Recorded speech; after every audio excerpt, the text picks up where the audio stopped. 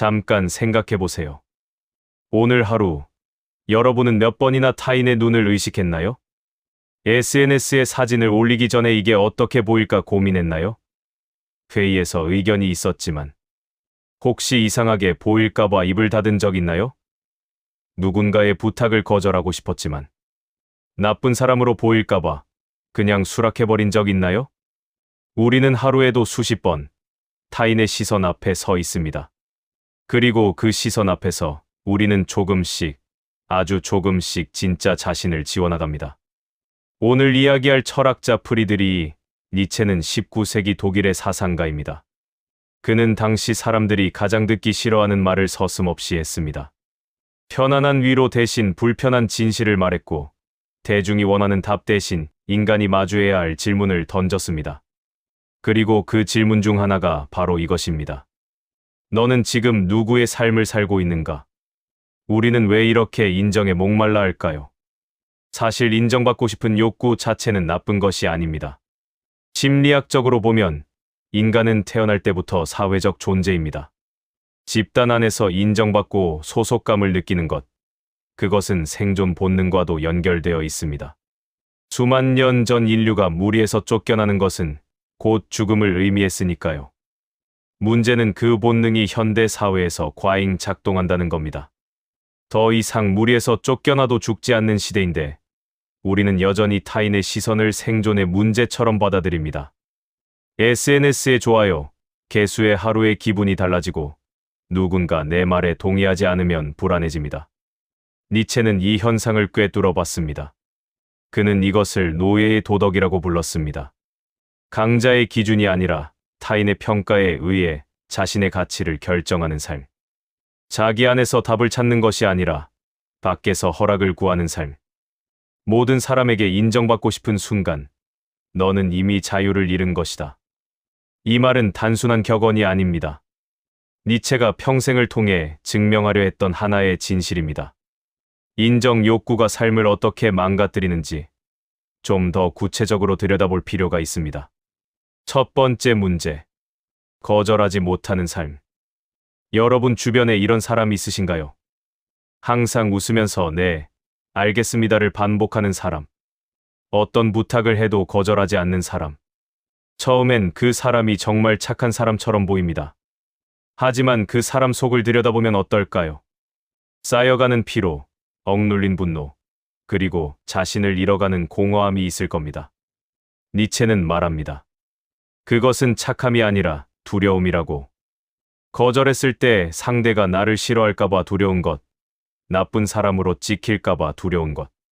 그 두려움이 착함이라는 가면을 쓰고 있을 뿐이라고. 진정한 친절은 두려움에서 나오지 않습니다. 진정한 친절은 자신이 충분히 채워진 상태에서 자발적으로 흘러넘치는 것입니다. 두려움에서 나온 친절은 결국 스스로를 갉아먹고 상대방에 대한 원망으로 변합니다. 거절은 이기적인 행동이 아닙니다. 거절은 자기 자신을 지키는 행위고 상대방에게도 진실을 말하는 용기입니다. 두 번째 문제, 자기 생각을 숨기는 것. 여러분은 마지막으로 자신의 진짜 생각을 말한 게 언제인가요? 회의 시간에 분명히 이건 아닌 것 같다고 생각했지만 침묵했던 적이 있으신가요? 모두가 동의하는 분위기 속에서 혼자 반대의 의견을 가지고 있었지만 괜히 분위기를 깰까봐 입을 다문 적이 있으신가요? 이것을 심리학에서는 집단사고라고 부릅니다. 무리의 조화를 유지하기 위해 개인의 판단을 억누르는 현상입니다. 겉으로는 평화로워 보이지만 그 안에서 개인은 서서히 소멸합니다. 니체는 말합니다. 침묵 속에서 너는 점점 사라진다. 처음에는 작은 침묵입니다.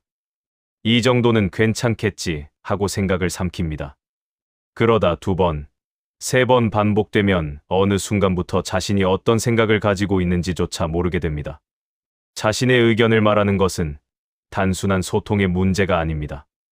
그것은 자신이 존재한다는 증거입니다.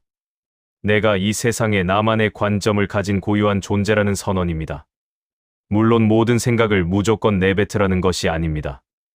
니체가 말하는 것은 비난이 두려워서 자신을 숨기지 말라는 것입니다. 때로는 틀릴 수 있고 때로는 비판받을 수 있습니다.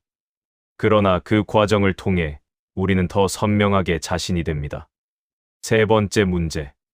대중을 따르는 삶. 우리는 선택의 순간마다 묻습니다. 남들은 어떻게 하지?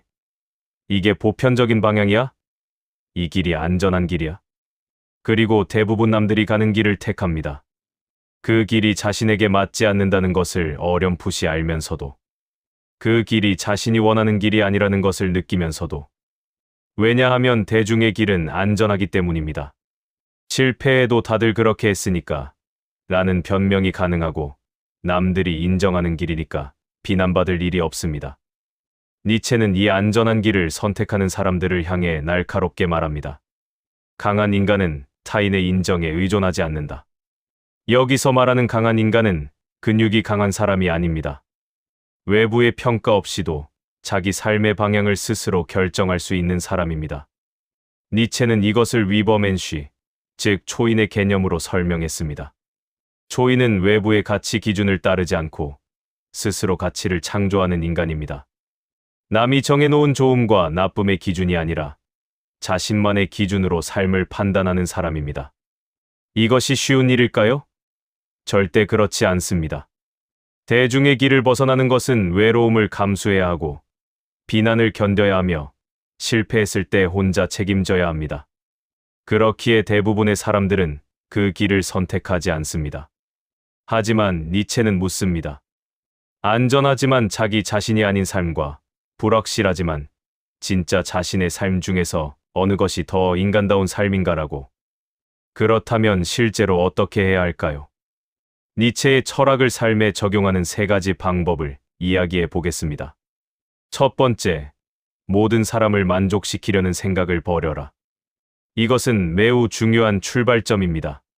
세상에는 어떤 행동을 해도 비판하는 사람이 있습니다. 친절하게 행동하면 가식적이라 하고, 솔직하게 말하면 무례하다 하고, 성공하면 운이 좋았다 하고, 실패하면 무능하다고 합니다.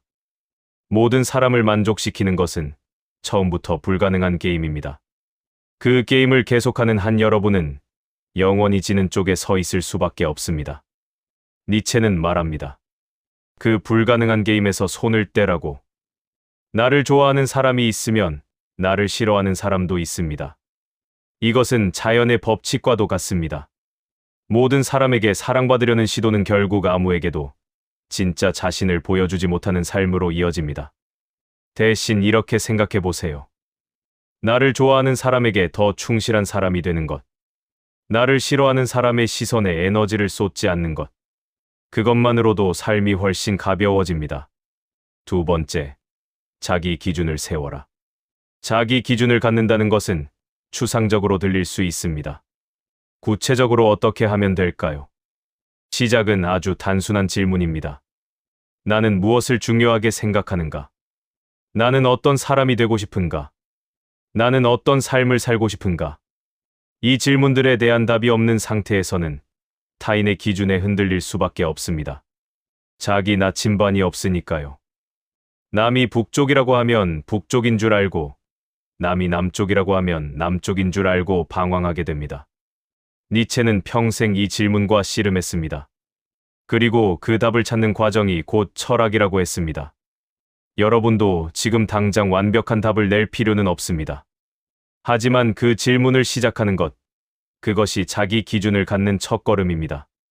한 가지 실용적인 방법을 드리자면, 하루 5분이라도 더 타인의 시선을 완전히 차단하고 오직 자신에게만 집중하는 시간을 가져보세요.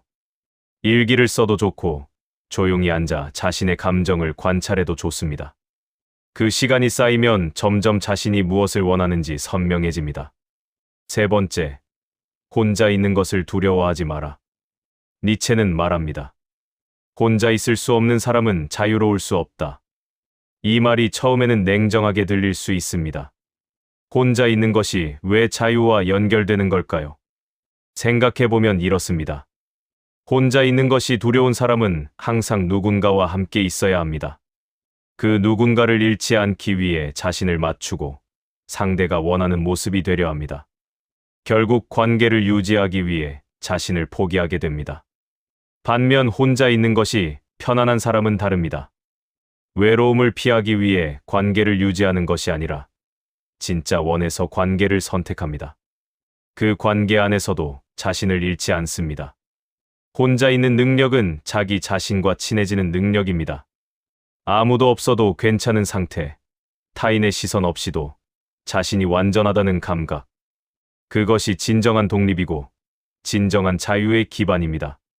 현대 사회는 끊임없이 우리를 연결시키려 합니다. 스마트폰 알림, SNS 피드, 끊임없는 메시지들. 그 연결의 소음 속에서 자기 자신의 목소리를 듣기가 점점 어려워지고 있습니다. 의도적으로 혼자 있는 시간을 만들어야 합니다. 그 시간이 낭비가 아니라 가장 중요한 투자임을 니체는 강조했습니다. 마지막으로 니체의 이야기를 다시 한번 정리해 보겠습니다. 인정받고 싶은 욕망은 인간의 본능입니다. 그것을 부정할 필요는 없습니다. 하지만 그 욕망이 삶의 중심을 차지하는 순간, 우리는 타인의 각본 속에서 살아가는 배우가 됩니다. 자신의 이야기를 쓰는 작가가 아니라, 니체가 원한 것은 차갑고 냉정한 인간이 아니었습니다. 그는 인간이 더 충만하게, 더 진실하게, 더 자신답게 살기를 원했습니다. 그래서 그는 묻습니다. 너는 남의 시선 속에서 살 것인가? 아니면 자기 삶을 살 것인가? 어쩌면 남에게 인정받지 않으려는 결심, 그 순간부터 비로소 진짜 자기 삶이 시작됩니다. 그리고 그는 마지막으로 말합니다. 너 자신이 되어라. 이것은 단순한 자기계발의 메시지가 아닙니다.